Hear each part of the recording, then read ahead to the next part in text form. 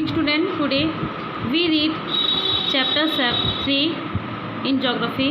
आज हम ज्योग्राफी का 3rd चैप्टर रीड करते हैं. चैप्टर नेम इज पृथ्वी की गतियाँ एवं प्रमुख स्थल रूप, earth movements and major landform. यानी कि इस चैप्टर में हम पृथ्वी की गतियाँ और उसके किस प्रकार से कौन से रूप हैं उनके बारे में रीड करेंगे. देखिए, पहले हम पढ़ेंगे प्रमुख स्थल रूप. प्रमुख स्थल रूप 3 प्रकार के हैं. पहला मैदान, दूसरा पठार, तीसरा है हमारा पर्वत.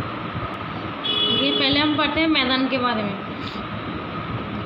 यह एक चौरस तथा निम्न क्षेत्र होता है जिसका ढाल अत्यंत मंद होता है. नदियों तथा उनकी सहायक नदियों द्वारा लाए गए जलोढ़ से निर्मित मैदान अत्यधिक विस्तृत तथा उपजाऊ होते हैं.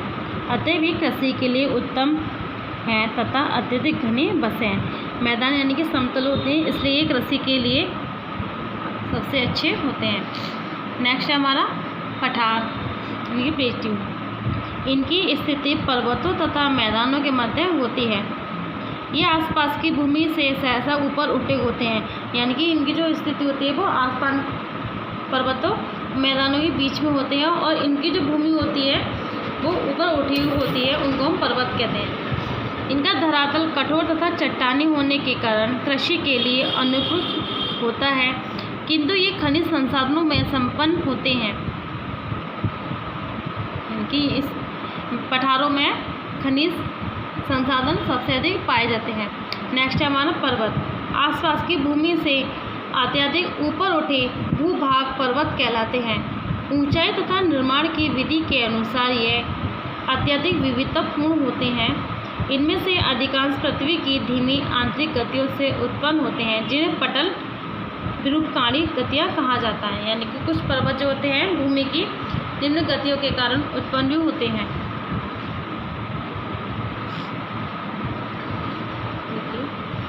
पर्वत मुख्य 4 प्रकार के होते हैं. पहला है हमारा ब्लॉक पर्वत. ये पर्वत धरातल पर निर्मित भ्रंशों या दरारों के साथ होने वाली ऊर्ध्वाधर गतियों के कारण उत्पन्न होते हैं. नेक्स्ट है हमारा अपशिष्ट पर्वत. ये पर्वत नदियों, अपक्षय आदि द्वारा अपरदन से उत्पन्न होते हैं. ये ब्रह्म शक्तियों धरातल को काट छाट देती हैं, जिससे पृथ्वी का धरातल अत्यधिक विच्छेदित यानी कटा-फटा हो जाता है. नेक्स्ट है हमारा ज्वालामुखी पर्वत. यानी कि पर्वत ही ज्वालामुखी के नाम से भी होता है. ये पर्वत ज्वालामुखी उद्गारों से निर्मित होते हैं. जब किसी ज्वालामुखी का विस्फोट होता है तो उसमें किसी छिद्र या मुख से पिघले हुए पदार्थ बाहर निकलते हैं, जो कालांतर में ठंडे होकर छिद्र के निकट एक शंकु की आकृति में जम जाते हैं.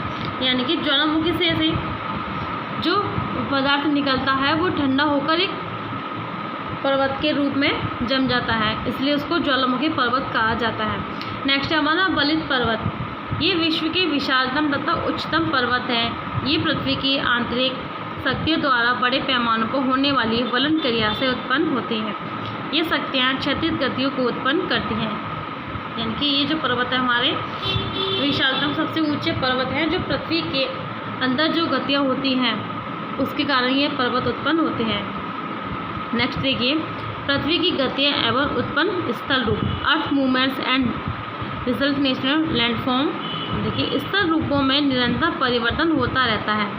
अनेक आंतरिक ब्रह्मांड शक्तियाँ तथा प्रक्रियाएँ वर्तमान स्थलाकृति में परिवर्तन करती रहती हैं. ये परिवर्तन धीरे धीरे या अदृश्य रूप से अचानक दोनों प्रकार से होते हैं.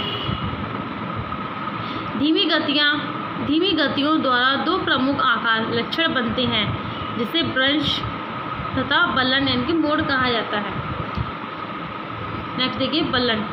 पृथ्वी के भीतर धीमी गतियों के कारण धरातलीय शैलें मुड़ जाती है, जिससे बलन उत्पन्न होते हैं. बलन का ऊपरी उठा हुआ भाग अपनति कहलाता है, जबकि भीतर धंसे भाग को अवनति कहा जाता है. देखिए चित्र में देखिए, ये जो हमारी पृथ्वी के अंदर जो गतियाँ होती हैं उसके कारण क्या होता है, ये पठारें मुड़ जाती हैं, जिसको हम बलन कहते हैं. देखिए, इसके अंदर जो उसका ऊपरी उठा हुआ भाग है उसको हम अपनति कहते हैं, और इसका जो भीतरी भाग है इस धंसा हुआ उसको हम अविनति कहते हैं. नेक्स्ट है हमारा भ्रंश यानी कि फॉल्स. भूपटल पर अनेक विभंग या दरारें पाई जाती हैं, जिनके सहारे स्थलखंडों का विस्थापन होता है। शैल परतों में तनाव के कारण दरार उत्पन्न हो जाती है, जिससे वृक्ष विकसित होते हैं। नेक्स्ट देखिए, भ्रंश घाटी, रिफ्ट वैली। जब दो या अधिक समांतर भ्रंशों के मध्य का स्थलखंड यानी भूभाग नीचे धंसता है तो घाटी के आकार की आकृति विकसित होती है, जिसे भ्रंश घाटी कहते हैं। नेक्स्ट है हमारा भ्रंशोत। जब दो या अधिक समांतर भ्रंशों के मध्य का भाग ऊंचा उठ जाता है तब भ्रंशों का निर्माण होता है, जिसे ब्लॉक पर्वत भी कहा जाता है। जब दो या दो से अधिक भ्रंशों का मध्य का भाग ऊपर उठ जाता है तो जिससे भ्रंशों का निर्माण होता है, यानी कि भ्रंश पर्वत का निर्माण होता है। नेक्स्ट देखिए, ज्वालामुखी यानी कि वोल्केनोज। ज्वालामुखी एक पर्वत होता है जिससे लावा तथा अग्नि की ज्वालाओं का उद्गार होता है। ज्वालामुखी एक छिद्रीय भूपटल में एक मुख होता है, यानी कि ज्वालामुखी एक क्षेत्रीय भूपटल में एक मुख होता है जिसमें लावा, गैसें, भाप, ठोस चट्टानें बाहर निकलती हैं। यानी कि इस ज्वालामुखी में हमारी लावा, गैसें और भाप, चट्टानें एक गति के द्वारा बाहर निकलती हैं। देखिए, कभी कभी लावा भूपटल की गहरी दरार से बाहर आता है और इस प्रकार बाहर निकला पदार्थ मुख के चारों ओर एकत्रित हो जाता है तथा बाद में कठोर होकर ज्वालामुखी पर्वत बनता है। वह गहरी दरार या नलिका जिससे होकर लावा बाहर आता है ग्रीवा कहलाती है। यानी कि ज्वालामुखी का लावा जो बाहर आता है, निकलता है, उसको हम ग्रीवा कहते हैं। प्याले की आकृति का मुख क्रेटर कहलाता है तथा लावा का शंक्वाकार ढेर जो जमकर एक पहाड़ी का रूप धारण कर लेता है उसे शंकु कहते हैं। यानी कि ज्वालामुखी का जो उसमें से लावा निकलता है वो जमकर एक पहाड़ का रूप धारण कर लेता है, उसको हम शंकु कहते हैं। लावादि के उद्गार होने तथा जमने की संपूर्ण प्रक्रिया को ज्वालामुखी क्रिया कहा जाता है। नेक्स्ट हमारा ज्वालामुखी क्रिया के कारण, कॉजेज ऑफ वोल्केनोसिटी। ज्वालामुखी का उद्गार अनेक कारणों से होता है। पृथ्वी के धरातल के नीचे तापमान बढ़ने के कारण शैलें द्रवित अवस्था में होती है, जिसे लावा कहते हैं। जब वर्षा का जल या समुद्री जल क्षेत्रों से होकर पृथ्वी के भीतरी भागों में पहुंचता है तो उष्ण वाष्पक गैस में बदल जाती है।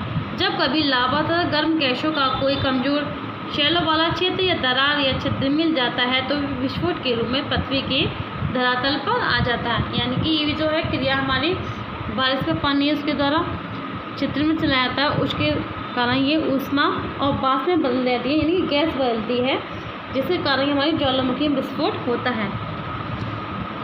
देखिए, ज्वालामुखी के अनेक प्रकार होते हैं। पहला हमारा सुप्त ज्वालामुखी, दूसरा सक्रिय ज्वालामुखी, तीसरे हमारी मृत ज्वालामुखी।